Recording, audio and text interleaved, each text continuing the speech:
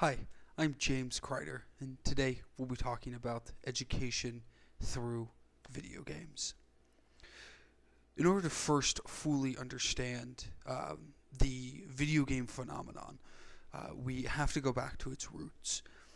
Willie Higginbotham invented the first video game, Pong, back in 1958. Video games didn't become widely popular until at least the 1970s, when arcade games and gaming consoles became accepted by the public. In 1972, we have the classic Atari that was formed and founded. This console brought video games to the public eye. It brought it to become a household name, which eventually opened the door for more game developers and game companies to capitalize on this new wave, this new entertainment, where you can actually be a part of what you're seeing and not just sitting there viewing what's happening. You're able to control the action. The popularity of video games over the years have grown exponentially. It has ended up grossing over $16 billion in 2014. And now 49% of American adults say that they play video games, and 63% of parents say that kids benefit from playing video games. And this is where our focus will lie, is the benefit of these video games, these toys, if you will, that some call them, and how they can improve a lot of our child's upbringing and bring a new form of learning to not only the classroom, but even into adulthood as we enter into careers and continue our education, our further education. Video games in the classroom, the purpose that this is kind of brought forth is allowing children to learn in a new form, a new way, a way that they're now familiar with. Kids nowadays grow up with video games at their fingertips, on apps, on video games, consoles. It's hard, and on computers. It's hard to approach any electronics device that doesn't have a built-in game application or ability to it. Even down to Apple Watches, these small little screens that go onto your wrist. There's video games on them that you can play on the go. It's impossible to get away from this environment, this phenomenon, and bringing that environment, that familiarity that these kids experience outside of the classroom into the classroom allows them to be more attentive, allows them to be more excited about learning as they're getting into something that they're familiar with, something that they enjoy and that they work hard at. A lot of people might think that this is distracting to them. However, there are games that sole purpose is to enhance learning for an individual. We're not talking about Call of Duty and bringing shooters or role-playing games into a classroom. That's distracting, yes. But if you find video games and video game manufacturers that are able to hone a game and center its purpose around specific learning disguised as fun video game play, that's where the success lies, and that's where that distraction factor gets eliminated, because as you play video games, you become more focused at what you're looking at.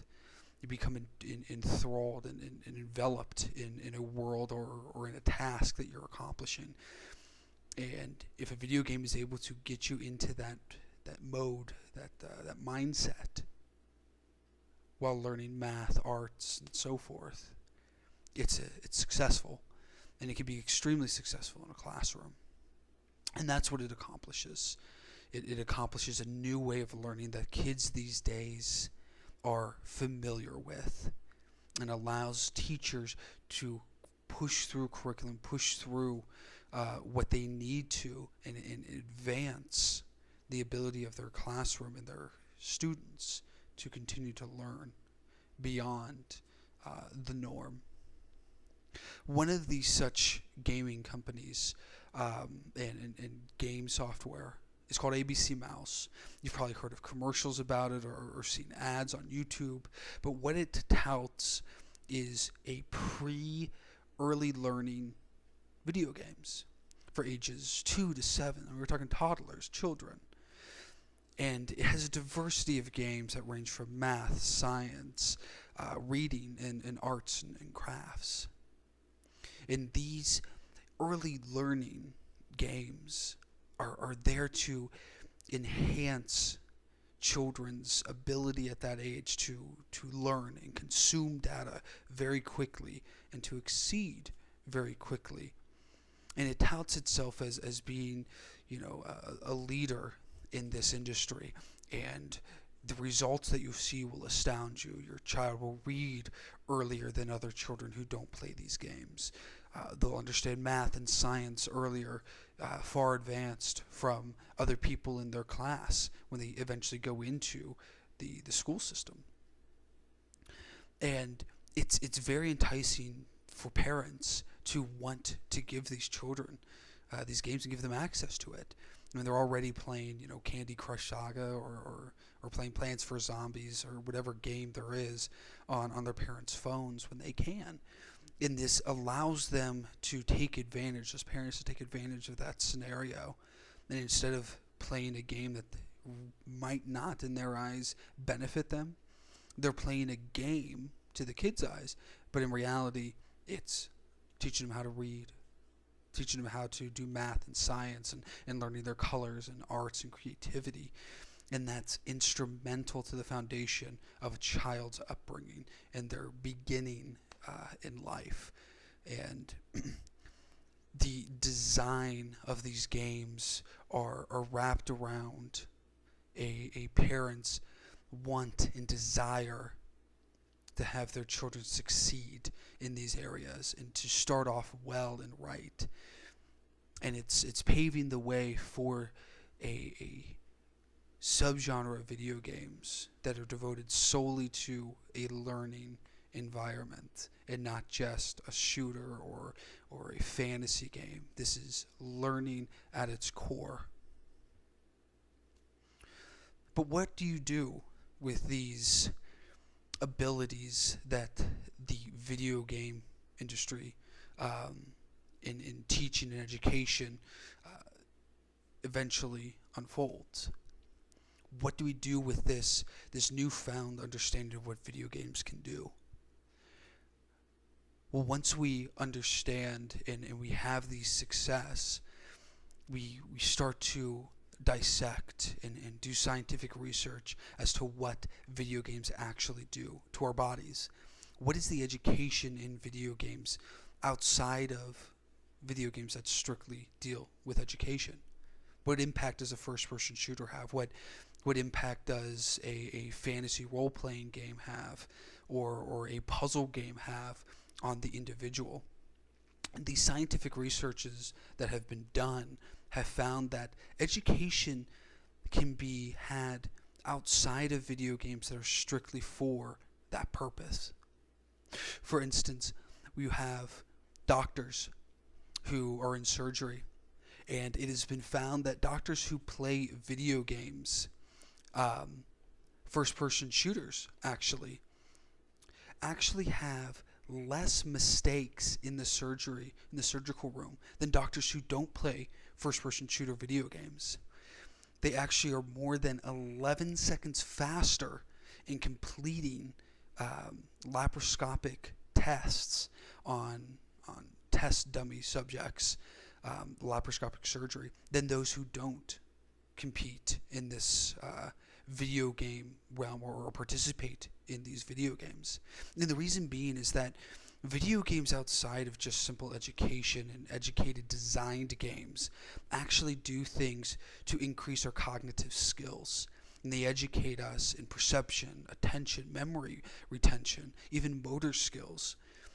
Going back to the doctor scenario study, laparoscopic surgery, if you're not familiar with it, is doctors peering through a screen at a camera that is deep inside a patient, and they use tools that they aren't looking at to be able to accomplish that because they're looking at the screen. Well, in video games, it improves that functionality, those thumb skills, that spatial awareness, those cognitive skills, and it benefits these people as adults in this very high end, very smart realm and professional realm of surgery. And you have to ask yourself, if video games are able to be applied and able to see positive results in a profession such as a surgical doctor, what can we do with that information to apply those skills and apply those learning utilities and those learning tools to our children in the classroom? What benefits can they have by learning these things at an early age and accomplishing these abilities and improving these skills at an early age? What benefit can that have for them in the future? And to me, that benefit is limitless. And it shows in the data, and it also shows in these tests that are conducted and on what video games do to increase cognitive skill. And the video games that you see in these pre-learning scenarios as well, such as ABC Mouse, where they have data that shows that these children who participate in these education games or end up smarter than those and more advanced than those who don't. Thank you very much.